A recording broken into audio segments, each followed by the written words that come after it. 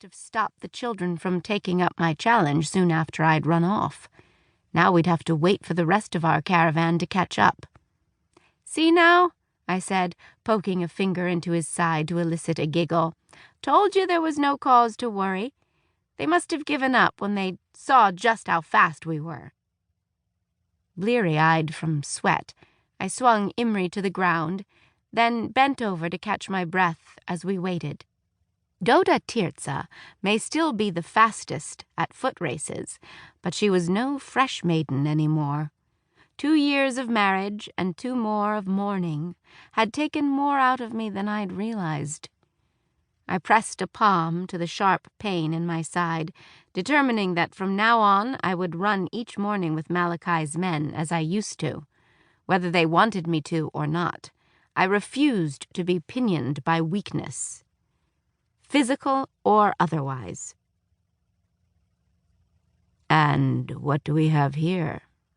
came a voice from behind me, the clipped accent distinctly Aramean. I jerked my body upright, slinging Imri behind me as I spun. 3 soldiers blocked the path to Shiloh, all at least 2 handspans taller than me, their bronze-scaled armor flashing in the sunlight. For once, I wished I'd not run so far and fast. I prayed fervently that my brothers would see me standing on this rise. Willing the thrashing of my heart against my ribs to slow, I twisted my other arm back around Imri, not only to reassure him, but to hide the 3 fingers I'd lifted behind him, a signal that I hoped keen-eyed Malachi would not miss.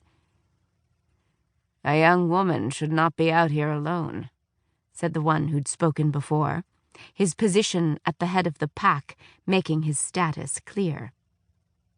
He was handsome, tall and lean, his fair skin and light brown hair speaking to a heritage far north of here. "Perhaps you have need of an escort?" "Thank you, no. We're simply making our way back home from attending a wedding in Ramah." I thought it wise not to disclose where we lived, nor that in truth we'd also been celebrating Yom Teruah with my mother's family. Congregating in Shiloh for ingathering festivals had been banned by the Arameans, forcing us to find different methods of coming together to worship Yahweh. Wedding feasts were still allowed for now.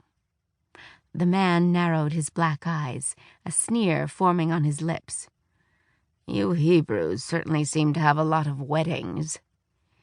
His derisive tone provoked my ire, along with the reminder that it was because of men like these that I was a widow. I set my jaw and straightened my spine.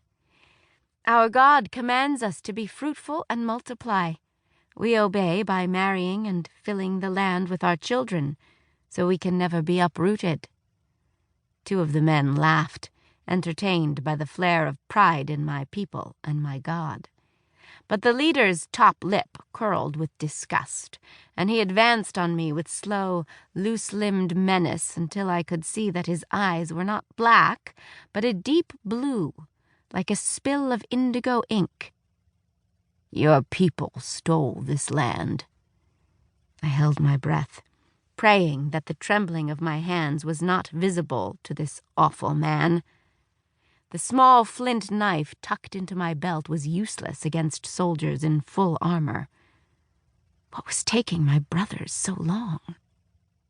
"This land was given to us by Yahweh," I snapped, determined to show no fear and hoping to distract them for as long as possible. "The one who created these hills and valleys has every right to determine who should inherit them." "Oh, now, she's a feisty one, isn't she?" said the shortest of the 3, a malevolent edge to his smile. "I bet she'd put on quite a show." The leader ignored him, those midnight eyes seeming to darken. "Your God is weak. We took this land with barely a fight 8 years ago. It is our gods who have the power here. You stay on in these hills and valleys at the behest of our king, and only then to fill his coffers." Spittle formed at the corners of his lips as he spoke, and he moved so